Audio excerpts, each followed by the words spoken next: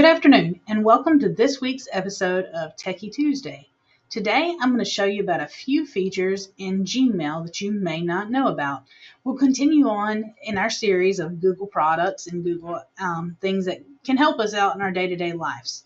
A few things that you may want to know are how to categorize certain emails, how to delete or how to archive. I don't actually ever delete any emails unless they're truly trash. You never know when you might need them. We have unlimited storage, so that's a good thing. But simply, if you check off an email, right here is the archive button. If I hit this and I send it to the archive, it's still somewhere in my all mail. It's never truly gone. But if I trash it and later on I may decide I may need that email, after 30 days, Google automatically deletes the trash. So one thing I would always suggest, if it's something you think that there may be a possibility you would ever need to pull back up, I would always archive the email instead. Now, you'll also notice is right here is this little stop sign octagon with an exclamation point. People always say, hey, I got this email and it looks really suspicious and I didn't open it, but I don't know what to do with it. You don't have to email me when you get one of those emails. I don't need to know every time you receive spam. If I notified everyone in technology every time I receive spam, y'all would be receiving emails all day long. But simply, all you have to do is check the email and report as spam. I'm not going to do this because this isn't a spam email. I don't want Loom to be marked as spam. Don't just do that to parent emails, though. If you do that to a parent who emails you, they won't be able to email us anymore. So truly make sure that it is spam. It's a junk email that you do not need to receive from anymore before you mark it as spam.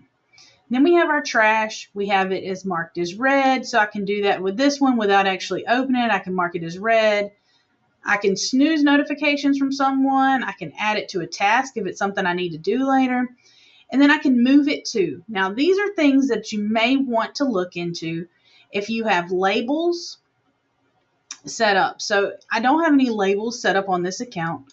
So I can create labels. So I can create a new label and maybe say this is for a certain school, or these are for Loom. So I want all my Loom emails to go underneath here. Then I could choose to nest it. So if you had parent emails, like you say, I have school emails, and then I had all the schools listed, I could nest it underneath there. I don't have any of that created yet, but I can simply create a label for that's called Loom. So I can create that. Now all the emails from Loom will go to a Loom label folder. So you can label it there. It will be in your inbox until you move it, but it will also be labeled. So I could move this too, and I could move it to the Loom folder so I don't have to see it anymore in my inbox. So that's something really cool that you can do is using labels. That's kind of if you have different labels. So I want to name this testing. This is all the information for testing. I can create that. And this is kind of like creating those folders that we used to have in Outlook. But instead you have it here. And you can label it there or you can move it there. So if I label something as that, I simply check it off. So let me go in here to my more and go to all mail. And when I go to all mail, you saw how I went down here to all mail. Because these were strictly sent to the archive and not deleted, I still have access to them. So both of these, I need them labeled as Loom. I don't need them labeled as updates. I need them labeled as Loom.